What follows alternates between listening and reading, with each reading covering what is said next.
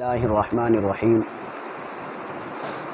عن ابی ہریرہ رضی اللہ تعالی عنہ قال قال رسول اللہ صلی اللہ علیہ وسلم خمس لیس لہن کفارۃ الشک باللہ وقتل النفس بغیر حق وبہت مؤمن والفرار من الزحف ویمین صابرۃ یقتطع بها مالا بغیر حق او کما قال علیہ الصلاۃ والسلام۔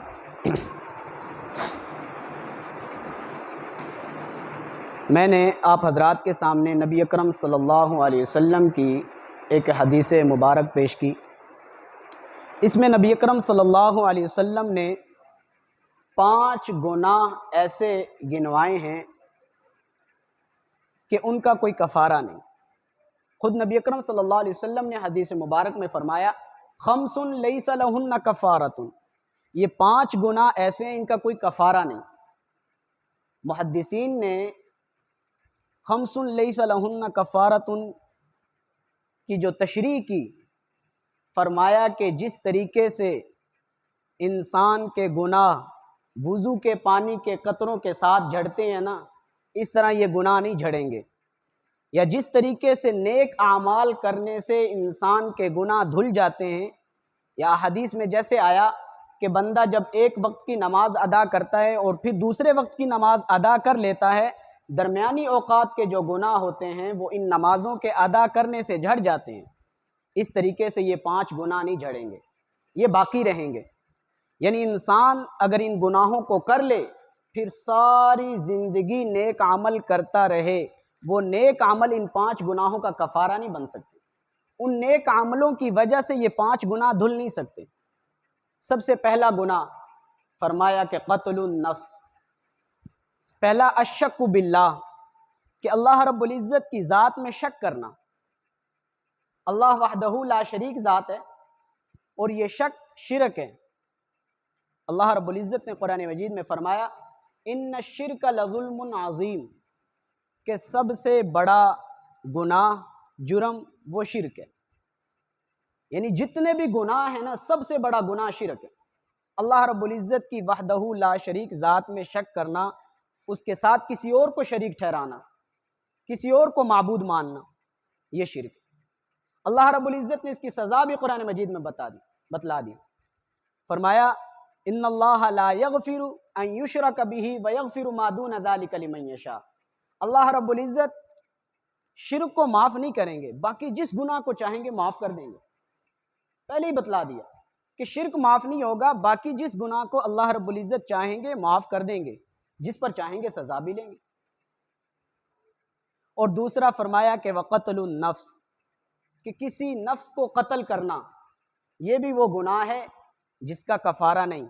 قاتل ساری زندگی عبادت بھی کرتا رہے لیکن وہ عبادت اس قتل کا بدل نہیں بن سکتی، اس قتل کا کفارہ نہیں بن سکتی، اس عبادت کی وجہ سے وہ قتل والا گناہ دھل نہیں سکتا۔ اور قتل کے بارے میں اللہ رب العزت نے قرآن مجید میں فرمایا وَمَن يَقْتُلْ مُؤْمِنًا مُتَعَمِّدًا فَجَزَاؤُهُ جَهَنَّمُ۔ قرآن مجید میں 5 قسم کے عذاب اللہ رب العزت نے اس قاتل کے بارے میں فرمائے۔ وَمَن يَقْتُلْ مُؤْمِنًا مُتَعَمِّدًا فَجَزَاؤُهُ جَهَنَّمُ، جو شخص کسی مومن کو جان بوجھ کر قتل کرے گا فَجَزَاؤُهُ جَهَنَّمُ، اس کا بدلہ جہنم۔ آگے فرمایا خالداً فیہ ابدا، دوسری سزا کہ وہ ہمیشہ ہمیشہ اسی جہنم میں رہے گا۔ اور تیسری سزا فرمایا وغضب اللہ علیہ، اللہ رب العزت کا غضب بھی اس پر نازل ہوگا۔ اور چوتھا فرمایا کہ وَلَعَنَهُ، اور اللہ رب العزت کی لعنت بھی اس پر ہوگی۔ یعنی اللہ رب العزت نظر رحمت اس شخص پر نہیں فرمائیں گے جو کسی کو ناحق قتل کرتا ہو، جس نے کسی کو ناحق قتل کیا ہے۔ اور 5ویں سزا فرمایا کہ وَأَعَدَّ لَهُ عَذَابًا عَظِيمًا، اور بڑا عذاب اس کے لیے تیار کر رکھا ہے۔ یہ 5 قسم کے عذاب قاتل کے لیے اللہ رب العزت نے قرآن مجید میں فرمائے۔ ایک اور مقام پہ اللہ رب العزت نے فرمایا کہ کسی نفس کو ناحق قتل نہ کرو۔ اب ناحق قتل کا حکم آیا، حق قتل سے منع نہ کیا۔ یہ حق اور ناحق قتل کیا ہے؟ 3 قسم کا قتل وہ حق ہے، اور یہ قتل بھی اسلامی ریاست کا حق ہے، کسی فرد کا حق نہیں، معاشرے میں سے کسی فرد کا حق نہیں۔ سب سے پہلا قتل حق جو ہے کہ کوئی بندہ مومن تھا، مسلمان تھا، لیکن اسلام کو چھوڑ کر کافر ہو گیا، اب ریاست کی ذمہ داری ہے کہ اس کے اسلام کے خلاف جو شکوک و شبہات ہیں 3 دن کی مہلت اسے دے اور اس کے شکوک و شبہات ختم کرے۔ اگر وہ پھر بھی اپنے کفر پر ڈٹا رہے تو اسلامی حکومت کی ذمہ داری ہے کہ اسے قتل کر دے، یہ قتل حق ہے۔ دوسرا فرمایا کہ قتل حق یہ ہے کہ کسی شخص نے کسی کو قتل کیا، بدلے میں اس قاتل کو قتل کیا جائے، یہ اسلامی ریاست کی ذمہ داری ہے۔ اور تیسرا قتل حق جو ہے کہ شادی شدہ مرد اور شادی شدہ عورت ان میں سے کوئی زنا کرے تو اسے بھی رجم کر دیا جائے، مار دیا جائے، قتل کر دیا جائے، یہ تیسرا قتل حق۔ اس کے علاوہ معاشرے میں سے کسی فرد کے لیے کسی فرد کو قتل کرنا کسی صورت بھی جائز نہیں، وہ قتل نہ حق ہی۔ کسی نے میرے عزیز کو قتل کیا تو میں بدلے میں قتل کروں، یہ میرا قتل کرنا بھی قتل نہ حق ہی ہے، میں نہیں کر سکتا۔ کیوں؟ اس لیے کہ یہ حکومت کی ذمہ داری ہماری نہیں، بدلے میں قتل کرنے والا بھی قاتل ہی ہے، جتنا جرم پہلے نے کیا اتنا ہی جرم اس کا ہے۔ اور تیسرا گناہ جس کے بارے میں نبی اکرم صلی اللہ علیہ وسلم نے فرمایا کہ اس کا بھی کوئی کفارہ نہیں، فرمایا کہ وَبَہْتُ مُؤْمِنٍ، مومن پر بہتان باندھنا۔ ایک روایت میں جس کا مفہوم ہے کہ نبی اکرم صلی اللہ علیہ وسلم نے صحابہ اکرام سے سوال کیا، غیبت جانتے ہو کیا ہے؟ غیبت جانتے ہو کیا ہے؟ صحابہ اکرام نے فرمایا رسول اللہ خود ہی بتلا دیجئے غیبت ہے کیا؟ آپ علیہ الصلوۃ والسلام نے فرمایا کہ اپنے بھائی کی برائی اس کی پیٹھ پیچھے کرنا یہ گناہ ہے، یہ غیبت ہے۔ صحابہ اکرام نے سوال کیا یا رسول اللہ اگر وہ برائی اس میں موجود ہو پھر؟ آپ علیہ الصلوۃ والسلام نے فرمایا تب ہی تو غیبت ہے، جب موجود ہو برائی پھر پیٹھ پیچھے باتیں کرنا یہ غیبت ہے، اور اگر برائی موجود ہی نہ ہو یہ بہتان ہے۔